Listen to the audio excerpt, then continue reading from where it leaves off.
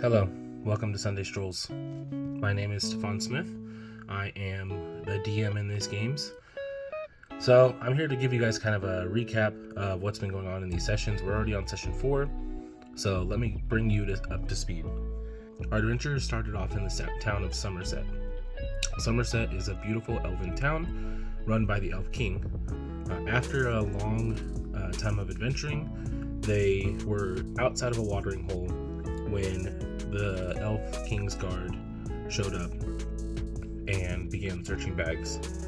In their bags was found bags of holding full of the King's gold. Realizing that they had stolen the gold, the head guard, Stertonius, locked all of them up, along with Edulius. Edulius was a sorcerer, very powerful sorcerer, but at this time he was an alcoholic and would cause problems a lot. So they were locked up. Edulius, being locked up multiple times, found a way out. So he took them down a pathway that took them underneath the city and took them out. The adventurers made their way over to the king's throne room, where the king's vault is located, hoping to clear their names. Edulius on the way explained to them that he was hired by Stertonius to steal the gold, and they were going to split it.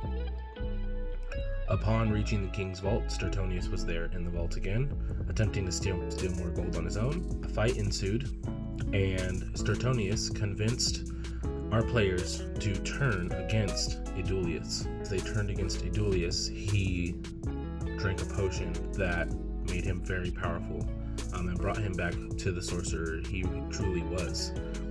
And they fought Edulius, who managed to escape.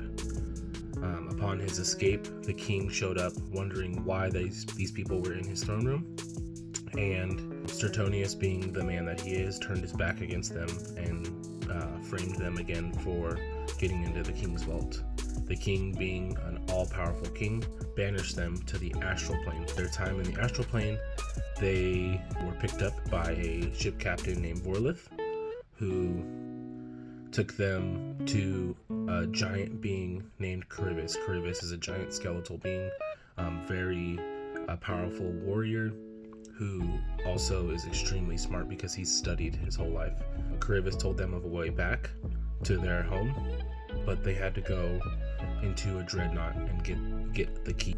They went and got the key from the dreadnought, and upon them leaving, they ran into a jazz trio that attempted to take the key from them, but they intimidated them and got them not to take it.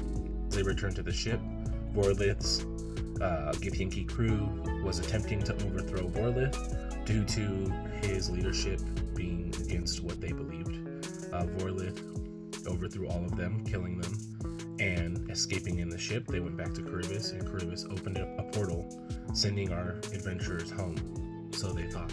As they stepped through the portal, they appeared in the magical city of Valdoran. This was a city next to an ocean that had been slowly eroded and washed away.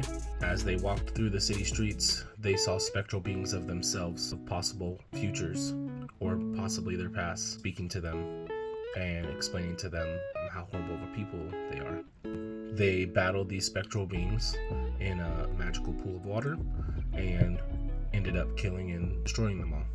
Upon leaving the Cave of Wonders, they ended up really coming out hurt and ran into the Chronoseers. Chronoseers offered to protect them, explaining to them that they were being pursued by Shardborns. Shardborns believed that they were anomalies and that they needed to be destroyed because they were messing with the timeline.